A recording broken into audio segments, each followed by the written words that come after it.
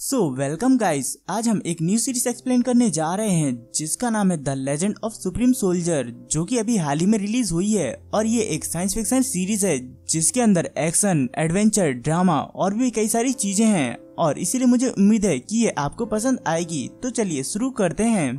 हमारी story start होती है और हम एक प्लेनेट को देखते हैं जिसके ऊपर इस वर्ल्ड के लोग काफी मात्रा में कचरा फेंका करते थे, जिस वजह से अब वो एक कचरे का ढेर बन चुका है। और उसी प्लेनेट के ऊपर हम एक लड़के को देखते हैं जिसका नाम यी चैंग है, और इसका काम इस प्लेनेट के ऊपर मौजूद सभी कचरे को साफ करना है, जो कि इस जगह पर काफी लंबे समय से रह रहा है। और इसके अलावा इस प्लेनेट के ऊपर कोई और इंसान है नहीं, इसीलिए वो इस प्लेनेट के ऊपर अकेला अपने एक रोबोट के साथ रहता है जिसका नाम उसने वैन रखा है। और वो अपना सारा सामान लेकर वैन के साथ में अब बाहर आ जाता है, क्योंकि अब वहाँ पर सुबह हो चुकी थी और अब उनके काम करने का समय हो गया था। और वहीं दूसरी तरफ हम कुछ रेड मॉन्स्टर्स को देखते हैं जो कि आपस में अपने अपने इलाके को लेकर फाइट कर रहे थे। और उसी जगह से गुजरते हुए यी चैंग ने भी उन्हें देख लिया था, इसीलिए अब वो उन्हें वहाँ पर हंट करने का डिसाइड करता है, क्योंकि उसे अपने रात के खाने का भी इंतजाम जो करना होता है। और वहीं उन दोनों रेड की भी फाइट खत्म हो जाती है, जिसमें कि एक रेड दूसरे रेड को मार के वहाँ से भगा देता है। और इसी चीज का मौका पाकर यी चैन उस रेड के ऊपर अपनी नाइफ से अटैक करता है, लेकिन उसका निशाना थोड़ा सा चूक जाता है। इसीलिए वो रेड यी चैन और उसके बड़े से रोबोट को देखकर वहां से जल्दी से भागने लगता है, लेकिन यी चैन उसे इतनी आसानी से भागने देना नहीं चाहता था, इसीलिए वो उसका पीछा करने लगता है। मगर वो रेड यी चैन के हाथ में ही नहीं आ रहा था, क्योंकि वो काफी ज्यादा फास्ट होता है। और यी चैन जब उसका पीछा कर ही रहा था कि तभी आसमान में एक तेज रोशनी चमकती है, जिसकी वजह से यी चैन को वहाँ पर कुछ भी दिखाई नहीं देता है और उसका पैर फिसल जाता है और वो एक खाई के अंदर गिरने लगता है, जिसमें कि कई सारे रेड मॉन्स्टर्स होते हैं और वो बड़ी ही तेजी से उन्हीं की तरफ बढ़ रहा होता है। लेकिन तभी उसका रोबोट बेनी बीच में आकर जल्दी से उसे बचा लेता है और वो उसे बचाकर नीचे ले आता है। मगर उसकी मुसीबत अभी भी वहाँ पर खत्म नहीं हुई थी, क्योंकि वहाँ पर कई सारे रेड मॉन्स्टर्स उन्हीं की तरफ बढ़ रहे होते हैं। इसलिए यी चैन जल्दी से बेनी के अंदर जाकर उसका कंट्रोल खुद ले लेता है और उसे फाइट के लिए रेडी करते हुए उसकी कैनन को बाहर निकालकर उन सभी रेड मॉन्स्टर्स के ऊपर अटैक करना शुरू कर देता है। लेकिन उन सभी रेड मॉन्स्टर की संख्या काफी ज्यादा होती है, जिस वजह से उन्हें संभालना काफी ज्यादा ही मुश्किल हो रहा था। इसलिए यी चैन वहाँ पर एक बहुत बड़ा सा एनर्जी ब्लास्ट करता है, जिसमें कि कई सारे रेड मॉन्स्टर्स मारे जाते हैं, लेकिन अभी भी वो वहाँ पर कई सारे थे। और ये सब कुछ देखकर यी चैन को तो वहाँ पर समझ ही नहीं आता है कि आखिर ये इतने सारे एक साथ कैसे, और ये सभी इतने सारे एग्रेसिव क्यों हैं। और जब वो इस बारे में सोच ही रहा था कि उतने में ही वहाँ पर कुछ बड़े बड़े लिजर्ड मॉन्स्टर्स आ जाते हैं, जो कि इस जगह की एक बहुत बड़ी प्रॉब्लम में से एक थे। और इन्हें देखकर यी चैन समझ जाता है कि आखिर ये सभी रेड मॉन्स्टर्स इतने ज्यादा अग्रेसिव क्यों हैं, क्योंकि वो सभी लिजर्ड मॉन्स्टर्स उनका हंट कर रहे हैं, जिनसे निपटना यी चैन के बस की बात नहीं होती है। इसलिए वो वहाँ से भागने का डिसाइड करके वहाँ से भागने लगता है, क्योंकि वो सभी लिजर्ड मॉन्स्टर्स काफी ज्यादा ताकतवर होते हैं और वो अपने शिकार का पीछा इतनी आसानी से नहीं छोड़ते हैं। और यहाँ पर होता भी कुछ ऐसा ही है, क्योंकि यी चैन ज्यादा दूर तक भाग पाता कि उससे पहले ही वो सभी लिजर्ड मॉन्स्टर्स उसके ऊपर अटैक करके उसे नीचे गिरा देते हैं और उसके ऊपर चढ़ने लगते हैं, जो देखकर यी चैन उनसे बचने के लिए जल्दी से अपनी जेट एक्टिवेट करते हुए बड़ी स्पीड में उड़कर वहां से जाने लगता है। और ये देखकर यी चैन अब वहाँ पर चैन की सांस लेता है कि वो लोग अब उसका पीछा नहीं कर रहे हैं, जिस वजह से अब वो खतरे के बाहर है। लेकिन उसका ये चैन ज्यादा देर तक नहीं रहता है, क्योंकि वो सभी लिजर्ड मॉन्स्टर्स माउंटेन्स के ऊपर से उसके ऊपर अटैक कर देते हैं, जिनसे बचने के लिए यी चैन वहाँ पर कुछ भी नहीं कर पाता है और वो सीधे जाकर एक माउंटेन से टकरा जाता है, जिस कारण से वो वहाँ पर बेहोश भी हो गया था। और जब होश आता है, जब तक तो वहाँ पर शाम हो चुकी थी, जिसे देखकर यी चैन तो वहाँ पर घबराते हुए जल्दी से बेनी को वहाँ से चलने के लिए कहता है, क्योंकि रात होते ही वो जगह काफी ज्यादा खतरनाक हो जाती थी। मगर हम देखते हैं कि उस माउंटेन से टकराने की वजह से बेनी की हालत काफी ज्यादा खराब हो गई होती है और उसका एक हाथ और पैर काफी ज्यादा डैमेज हो गया था, जिसके साथ में ही उसकी एनर्जी भी सिर्फ 20% ही बची थी। इसलिए यी चैन अब इस सिचुएशन को समझते हुए जल्दी से बेनी को अपने आसपास की जगह को स्कैन करके एक एनर्जी सोर्स का पता लगाने के लिए कहता है, जो सुनकर बेनी ने भी ठीक ऐसा ही करना शुरू कर दिया था। और उसे जो है थोड़ी देर में ही अपने आसपास एक एनर्जी सोर्स महसूस होता है, जो कि उनसे 722 मीटर की दूरी पर था। और इस बारे में जानते ही यी चैन बेनी के बाहर आ जाता है, क्योंकि वो बेनी को अपने साथ लेकर नहीं जा सकता था, इसीलिए वो उसे बाय बोलकर वहां से चला जाता है, जहाँ पर वो चलते चलते थोड़ी देर में ही उस जगह पर पहुंच जाता है, जिस जगह पर हम एक क्रैश हुई स्पेसशिप को देखते हैं और उस स्पेसशिप को देखकर ईचन तो वहाँ पर खुश होते हुए कहता है कि बस यही तो चाहिए था।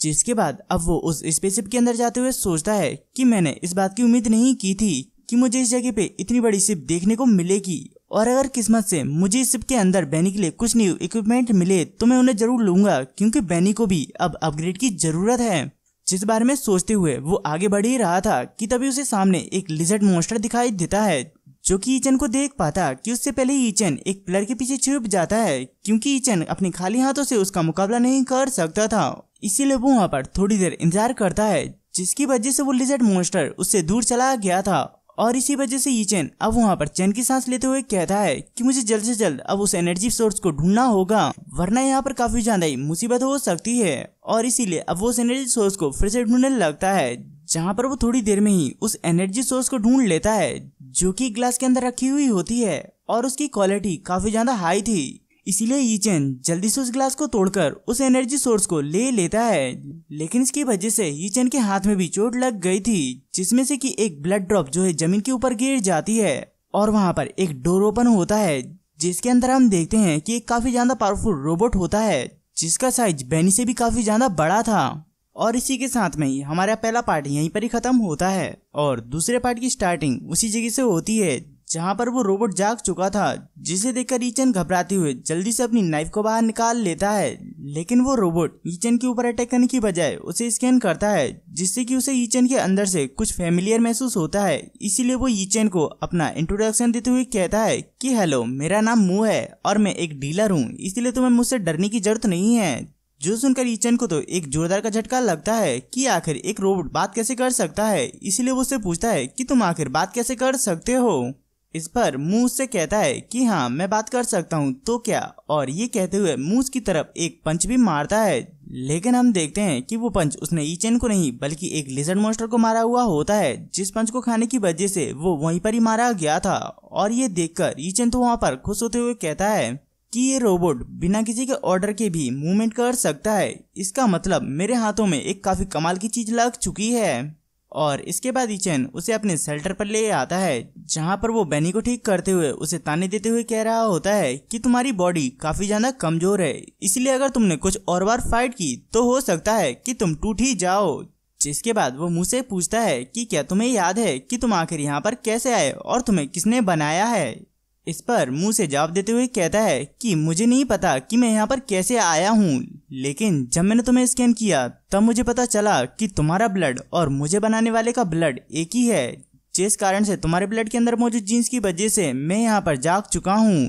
जो सुनकर ईचन को तो वहाँ पर एक झटका लगता है और वो उससे कहता है कि क्या तुम मेरी फैमिली को जानते हो, क्या वो सभी जिंदा हैं। लेकिन मुंह उस सवाल का जवाब नहीं दे पाता है, क्योंकि उसका डेटाबेस खराब हो गया था, जिस वजह से उसके पास इसकी जानकारी नहीं होती है। और इस चीज को जानकर ईचन उससे पूछता है कि क्या हम उस डेटाबेस को ठीक नहीं कर सकते हैं। इस पर मुझ से कहता है कि नहीं, ऐसा करने पर हो सकता है कि डेटा खराब हो जाए, इसीलिए मैं उसे धीरे धीरे रिकवर करने की कोशिश कर रहा हूँ। जो सुनकर ईचन उससे कहता है कि ठीक है, तुम उसे धीरे धीरे रिकवर करो। और उसके बाद वो बैनी के अंदर पावर सप्लायर डालकर उसे ठीक कर देता है। जो देखकर मूस से बोलता है कि तुम आखिर इस कबाड़ के डब्बे को ठीक इसलिए कर रहे हो क्योंकि अगर तुम इसके साथ रहे तो हो सकता है कि तुम एक दिन मारे जाओ। इसके रिप्लाई में ईचन कुछ कह पाता कि उतने में आसमान में फिर से वही रोशनी चमकती है, जिसके बारे में मुंह से बताता है कि ये इस बात का सिग्नल है कि इस जगह पर काफी ज्यादा लार्ज मात्रा में स्टारमेटिक ब्लास्ट होने वाले हैं, जो कि किसी भी लिविंग चीज के लिए काफी ज्यादा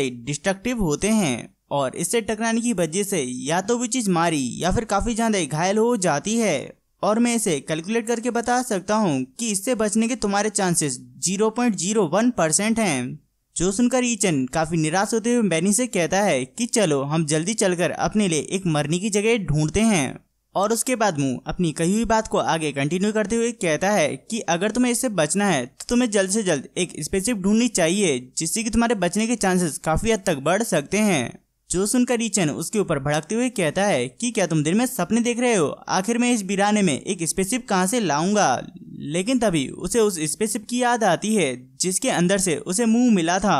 इसीलिए वो जल्दी से बैनी के साथ जाकर उस शिप को चेक करने लगता है कि आखिर ये शिप चलेगी या नहीं। और जब वो ऐसा कर ही रहा था कि उतने में वहां पर कई सारे लिजर्ड मॉन्स्टर आकर उसे चारों तरफ से घेर लेते हैं और वो सभी मॉन्स्टर्स यीचेन के ऊपर अटैक कर पाते कि उससे पहले यीचेन बैनी के अंदर चला जाता है। मगर वो वहां पर भी सेफ नहीं था क्योंकि बैनी इतना कैपेबल नहीं है कि वो उन सभी लिजर्ड मॉन्स्टर्स से अकेले फाइट कर सके। लेकिन तभी उसकी मदद करने के लिए वहां पर मुंह आ जाता है जिसके हाथ में एक स्टील की रॉड होती है और उसने उसकी मदद से ही बड़ी स्पीड में जाकर एक लिजर्ड मॉन्स्टर को वहीं पर ही मार दिया था, जो देखकर बाकी के सभी लिजर्ड मॉन्स्टर्स उसके ऊपर पीछे से अटैक करने के लिए आते हैं। लेकिन वो ऐसा कर पाते कि उससे पहले ही मुंह अपनी स्पीड का इस्तेमाल करते हुए उन सभी को वहीं पर ही खत्म कर देता है। और इस चीज को देखकर यीचेन तो उसका फैन ही बन गया था, इसलिए वो जल्दी से उसके पास में आकर उससे वो टेक्निक खुद को सिखाने के लिए कहता है जिसकी मदद से उसने इन सभी को मारा था। लेकिन मुंह उसे मना करते हुए कहता है कि नहीं, मैं तुम्हें नहीं सिखा पाऊंगा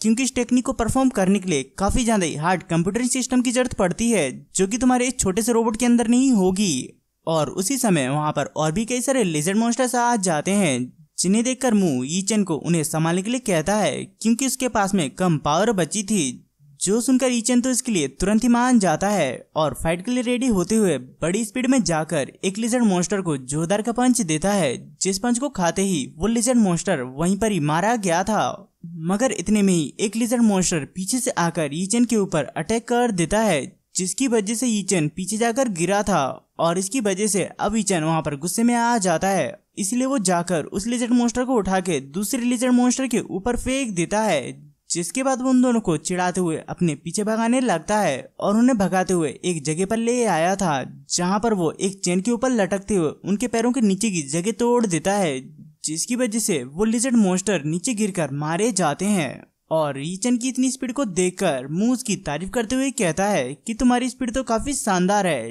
लेकिन तुम्हारी फाइटिंग स्किल काफी ज्यादा ही खराब है, इसलिए तुम्हारे यहाँ पर पॉइंट काटे जाते हैं। जिसके रिप्लाई में यीचेन वहां पर कुछ कह पाता कि उतने में वहां पर एक लिजर्ड मॉन्स्टर यीचेन के ऊपर अटैक करने के लिए आता है, मगर यीचेन उसे डॉज करते हुए उसके ऊपर ही अटैक करके उसे दूर फेंक देता है। और उसके बाद वो उस लिजर्ड मॉन्स्टर को स्कैन करता है जिससे कि उसे पता चलता है कि इन लिजर्ड मॉन्स्टर्स की बॉडी के ऊपर मौजूद ये स्कल इनकी शील्ड की तरह काम करते हैं, जिस वजह से इनकी बॉडी काफी मजबूत है लेकिन इनकी गर्दन का हिस्सा काफी ज्यादा कमजोर है। इसलिए मुझे इसे हराने के लिए कोई नुकीली चीज ढूंढनी होगी और इसके लिए वो अपने चारों तरफ स्कैन करके उस चीज को ढूंढने लगता है जो कि उसे मिल जाती है। इसीलिए वो उस तक जाने के लिए एक स्टील रॉड की मदद से उस लिजर्ड मॉन्स्टर को डिस्ट्रैक्ट करके उसकी तरफ जाने लगता है, जो देखकर वो लिजर्ड मॉन्स्टर भी उसका पीछा करते हुए उसके ऊपर अटैक करने लगता है। मगर यीचेन उससे किसी तरह से बचते हुए उस चीज को लेने में कामयाब हो गया था, इसीलिए वो बिना देर करते हुए उस चीज की मदद से उसे वहीं पर ही खत्म कर देता है। और उसके बाद वो मुंह से कहता है कि बताओ कैसा रहा। इस पर मुंह से कहता है कि अच्छा था लेकिन तुम्हारे अंदर काफी ज्यादा कमियां हैं, जिससे कि यीचेन वहां पर अपनी तारीफ मान लेता है। और इसके बाद हम थोड़ी देर बाद का सीन देखते हैं जहां पर रात हो चुकी थी और वो तीनों जन आसमान को देखते हुए आपस में बातें कर रहे होते हैं, जहां पर यीचेन कहता है कि बस एक बार ये स्पेसशिप यहाँ पर ठीक हो जाए फिर हम जाकर अपनी फैमिली को ढूंढेंगे। जो सुनकर मुझसे पूछता है कि फैमिली आखिर वो क्या होता है। इस पर यीचेन उसे बताता है कि जिस तरह से मैं और बैनी एक साथ रहते हैं और जिसमें कि अब तुम भी हो उसे ही एक फैमिली कहते हैं। लेकिन तभी अचानक से आसमान में मौजूद एक ग्रह वहां पर डिस्ट्रॉय हो जाता है जो कि उसी स्टारमेटिक ब्लास्ट की वजह से हुआ होता है। और ये देखकर यीचेन तो वहां पर काफी ज्यादा घबरा गया था। जिसके साथ में ही हमारा ये वाला वीडियो यहीं पर ही खत्म होता है।